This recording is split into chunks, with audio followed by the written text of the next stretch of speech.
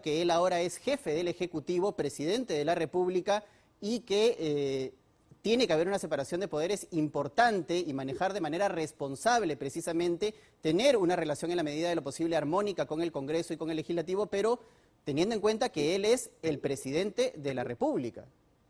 Efectivamente, ¿no? Ahora el rol del señor Merino cambia radicalmente. Él es ahora el administrador del país, el jefe de todos los peruanos, el jefe de Estado.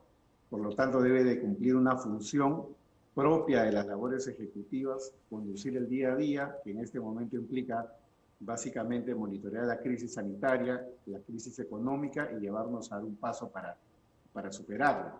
Evidentemente, la preocupación de quienes creen de que esto rompe el equilibrio de poderes es una preocupación que, digamos, la Constitución ya la resolvió, ¿no? La Constitución ha establecido un régimen de sucesión.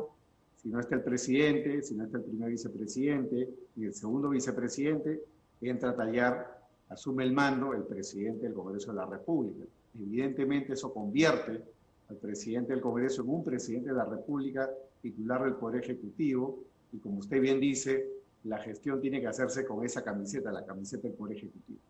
Claro, otro punto importante es el tema del calendario electoral. Si bien Manuel Merino lo ha mencionado en su discurso y se ha comprometido a respetar el calendario electoral, es importante que la población sepa que no hay forma de cambiar lo que ya está establecido y lo que establece la convocatoria de elecciones que hiciera el presidente Vizcarra en el mes de junio, ¿verdad? No hay forma de que se pueda cambiar, no hay circunstancia alguna en la que se pueda cambiar el calendario electoral y tenemos que ir sí o sí a elecciones generales el próximo 11 de abril del 2021. Efectivamente, creo que no hay riesgo por ese lado, el presidente lo acaba de decir, el calendario electoral se mantiene, el Jurado Nacional de Elecciones está en funciones, la OMP está en funciones, lo único que va a haber son cambios evidentemente por el tema de la crisis sanitaria en los procesos de votación, pero todo lo demás debe de manejarse con el mismo rigor y con la misma atención. Entonces, creo que estamos caminando, como decía hace un momento, hacia una transición y en esa medida creo que a todos nos corresponde intervenir responsablemente. Otra pregunta con respecto a la elaboración del gabinete es el carácter político, pero a la vez técnico que debe tener este nuevo gabinete que conforme Manuel Merino. Es decir, tiene que haber un equilibrio entre tener operadores políticos para poder sobrellevar estos meses que le quedan al frente del Ejecutivo y a la vez técnicos que sean capaces de poder construir bases sólidas para resolver algunos de los problemas grandes que van a surgir a raíz precisamente de la crisis sanitaria y de la crisis económica que nos ha traído la COVID-19.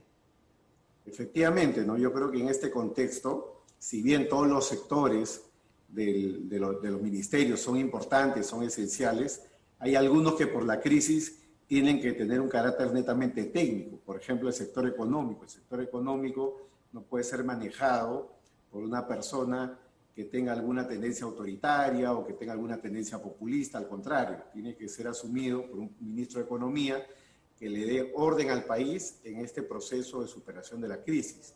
Y lo mismo en el ámbito sanitario, ¿no? El sector salud es el más golpeado por la pandemia, de manera que ahí se necesita a una persona con un expertise absolutamente técnico y no político, ¿no? La política creo que debe de quedar en un segundo plano para poder superar junto a estas dos crisis, la sanitaria y la económica. Teniendo en cuenta además que ya bajo la presidencia de Manuel Merino se va a aprobar el presupuesto general de la República del 2021 y evidentemente esta es una ley sumamente importante en el contexto que estamos viviendo. Sí, el tema económico, el tema presupuestario es fundamental. Evidentemente estamos entrando en un periodo de vacas flacas. Se ha reducido la recaudación fiscal durante el año, de manera que las proyecciones para el año siguiente en términos de inversión pública no pueden ser las mismas que la de un año normal o la de un año corriente. Y por otro lado, tiene que cuidarse mucho el tema del presupuesto porque no se puede utilizar el presupuesto público como caballo de batalla o para el clientelismo político, sobre todo porque estamos entrando en un periodo electoral. Así es. Muchas gracias. Claro, en consecuencia, es la participación de un ministro de Economía que le ponga orden. Muchas gracias, doctor Caro, por esta intervención.